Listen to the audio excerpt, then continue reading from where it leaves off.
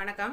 இன்னைக்கு நம்ம ரெசிபியில் என்ன பார்க்க போகிறோம் அப்படின்னா, உப்புமா கொழுக்கட்டை எப்படி செய்கிறது அப்படின்னு தான் பார்க்க போகிறோம். இதில் பார்த்தீங்கன்னா அரிசி உப்புமா கிண்டி பாருங்கள் ரெடியாக வச்சுருக்கேன். இந்த ரெசிபி என்னுடைய சேனலில் ஏற்கனவே இருக்குது, நீங்கள் பார்த்துக்கலாம். இந்த உப்புமாவில் வெந்தோடனே நம்ம என்ன பண்ணலாம், இதில் தேங்காய் சேர்த்துக்கலாம். உப்புமா கொழுக்கட்டை சேர்த்துக்காக தேங்காய் துருவி ஒரு முடி தேங்காய் இதில் சேர்த்துருக்கேன். சேர்த்துட்டு நம்ம என்ன பண்ணலாம், நல்லா கிண்டி விட்டுக்கலாம். நல்லா இந்த மாதிரி மிக்ஸ் பண்ணி வச்சுட்டு நம்ம என்ன பண்ணலாம், இந்த இதை இறக்கி கீழே வச்சுக்கலாம். ஒரு இட்லி தட்டில் நம்ம என்ன பண்ணிக்கலாம், எண்ணெய் தடவிக்கலாம். எண்ணெய் தடவிட்டு இங்கே பாருங்கள், நம்ம உப்புமா தேங்காய் எல்லாம் போட்டு ரெடி பண்ணி வச்சுருந்தோம்ல, அந்த உப்புமா எல்லாம் கொஞ்சம் கருவேப்பிலை, கொத்தமல்லி எல்லாம் சேர்த்துக்கலாம். சேர்த்துட்டு என்ன பண்ணலாம், நல்லா மிக்ஸ் பண்ணிவிட்டு உங்களுக்கு வேணால் கேரட்டு துருவி அதை கூட சேர்த்துக்கலாம். நானும் கொஞ்சம் சேர்த்துக்கிறேன். சேர்த்துட்டு இதை என்ன பண்ணலாம், நல்லா கொழுக்கட்டை மாதிரி பிடிக்க வேண்டியதான்.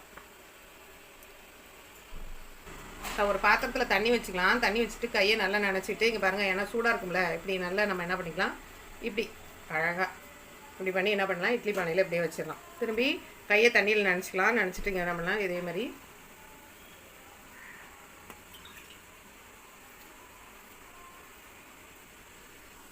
சூப்பராக இருக்கும் அந்த உப்புமா கொழுக்கட்டை. இதை நம்ம ஒரு 2 மினிட்ஸ் ஆவியில் வச்சா போதும். ஏன்னா ஏற்கனவே உப்புமா வெந்திருக்குல்ல, அதனால். இப்போ பாருங்கள், இட்லி எவ்வளோ அழகாக உப்புமா கொழுக்கட்டை வந்திருக்குன்னு. அருமையான உப்புமா கொழுக்கட்டை ரெடி ஆகிடுச்சு. இதுக்கு தேங்காய் சட்னி வச்சு சாப்பிட்லாம், இல்லை கார சட்னி வச்சு சாப்பிட்லாம். ரெட் சட்னி எல்லாமே நான் என்னுடைய சேனலில் போட்டிருக்கேன். நீங்கள் எந்த சட்னி வேணாலும் செஞ்சு சாப்பிட்டு பாருங்கள். சாப்பிட்டு பார்த்துட்டு இந்த ரெசிபி எப்படி இருக்குன்னு சொல்லுங்கள். என்னுடைய ரெசிபி பிடிச்சிருந்தா லைக் பண்ணுங்கள், ஷேர் பண்ணுங்கள், சப்ஸ்கிரைப் பண்ணுங்கள். வீட்டில் சமைத்து ஆரோக்கியமாக வாழ்வோம். இந்த உடலில் உணவு தான் மருந்தாக மாறுது. அதனால் இந்த உணவை ஆரோக்கியமான உணவாக எடுத்துக்கொள்வோம். இன்னொரு ரெசிபியோடு உங்களை சந்திக்கிறேன். நன்றி, வணக்கம்.